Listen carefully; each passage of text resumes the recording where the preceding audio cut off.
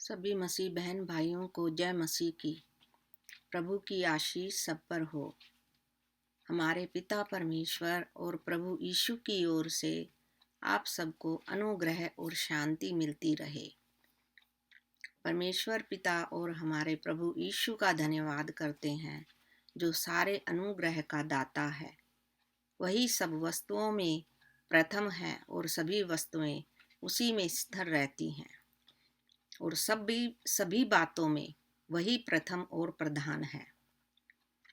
परमेश्वर के महान अनुग्रह के द्वारा आज हम जानेंगे मेरे प्रियो कि प्रभु का हमारे जीवन में क्या स्थान है, जो हमारी आशा का आधार है और हमारा उद्धारकर्ता भी है, जिसने हमारे लिए अपना बलिदान दे दिया। मेरे प्रियो, उसके साथ हमारा रिश्ता कैसा है, उसको हम अपने प्रतिदिन के जीवन में कितनी बार स्मरण करते हैं।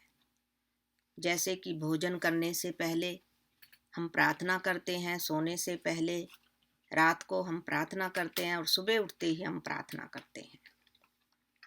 यह सब अच्छी बात है कि हम जो ये सब करते हैं, परंतु अपने प्रतिदिन के जीवन में परमेश्वर को हम कितना याद करते हैं। परमेश्वर को पहला स्थान दे मेरे प्रियो अपने जीवन में। जैसे कि नीति वचन अध्याय 3 में लिखा है कि उसी को स्मरण करके सब काम करना, तब वो तेरे लिए सीधा मार्ग निकालेगा। ऐसा करने से परमेश्वर हमें सही तरीके से काम करने की समझ देता है। मेरे प्रियो, परमेश्वर आपकी सहायता करना चाहता है। अगर प्रभु को हम अपने दैनिक जीवन में शामिल करें, केवल बड़े कामों के लिए ही नहीं, सभी छोटे छोटे कामों में भी परमेश्वर की मदद मांगे। मेरे प्रियो, यह परमेश्वर को भाता है। जैसे हम सुबह उठते हैं, प्रभु का धन्यवाद करें कि आज का दिन दिखाया प्रभु, मैं आपका धन्यवाद करता हूँ, मैं तुमसे प्रेम करता हूँ। प्रभु की सारी आशीषों और सारी भलाइयों के लिए धन्यवाद करें। मेरे प्रियो, परमेश्वर की प्रतिज्ञाओं और वचनों पर ध्यान लगाइए और धन्यवाद दीजिए कि परमेश्वर अपने परिवार के लिए, अपने बच्चों के लिए उसका धन्यवाद कीजिए। परमेश्वर से बुद्धिमता, सुरक्षा और शांति अपने जीवन के लिए मांगे। मेरे प्रियो, कि जो मैं आज करूं वो सब आपके आदर और महिमा के लिए करूं। जब हम परमेश्वर की बात करते हैं तो हम प्रभु का स्मरण करते हैं। परमेश्वर के वचन में बने रहिए मेरे प्रियो, जो आपके जीवन को बदल सकता है। यूहन्ना की पुस्तक अध्याय 15 के 7 में लिखा है कि अगर तुम मुझ में बने रहो और मेरा वचन तुम में बना रहे, तो तुम जो चाहो मांगो, तुम्हारे लिए हो जाएगा। यह परमेश्वर का वादा है मेरे प्रियो, और हमें परमेश्वर को अपने जीवन के हर क्षण में याद रखना चाहिए। प्रतिदिन के सभी काम करते हुए परमेश्वर को स्मरण करने की आदत बना ले और मन ही मन प्रभु का धन्यवाद और स्तुति करते रहिए। मेरे प्रियो, जैसा कि हम घर में काम करते हैं तो प्रभु से सहायता मांगिए कि मैं इस काम को अच्छे से कर पाऊँ, और जैसे कि प्रभु मुझे शक्ति दीजिए कि मैं अपने बच्चों का पालन पोषण अच्छे से कर सकूं। इन सब बातों में परमेश्वर प्रसन्न होता है। मेरे प्रियो, जब कोई हर बात के लिए परमेश्वर को अपने जीवन का हिस्सा बना लेता है, तो परमेश्वर को सदा अपने विचारों में रखें। ऐसा करने से बुरे विचार हमारे मनों में नहीं आएंगे और हमारा मन व्यर्थ बातों की ओर नहीं जाएगा। मेरे प्रियो, परमेश्वर पर निर्भर रहने का अर्थ यह नहीं है कि हम कमज़ोर हैं या हम कुछ नहीं कर सकते, परंतु जब हम प्रभु को स्मरण करके कोई काम करते हैं तो वो सफल होते हैं। यूहन्ना की पुस्तक में प्रभु कहते हैं कि यदि तुम मुझ में बने रहोगे तो बहुत सा फल लाओगे। और जब हम प्रभु को स्मरण नहीं करते मेरे प्रियो, तो हम घमंड करते हैं और कई बार हम असफल भी हो जाते हैं।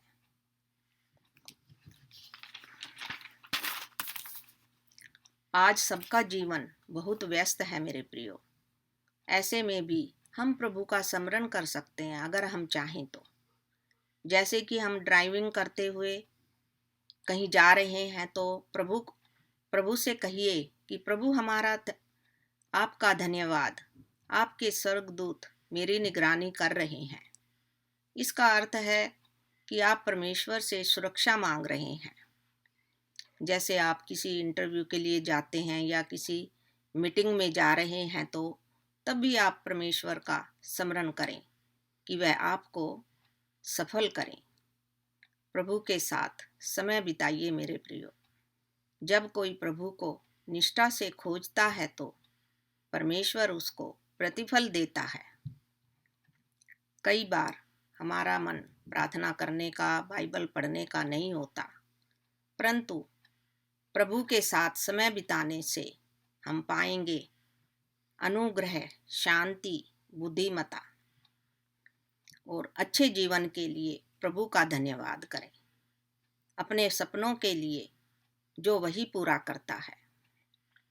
कई मसीह बहन भाई कहते हैं कि हमें प्रार्थना करना नहीं आता है, हम कैसे प्रार्थना करें।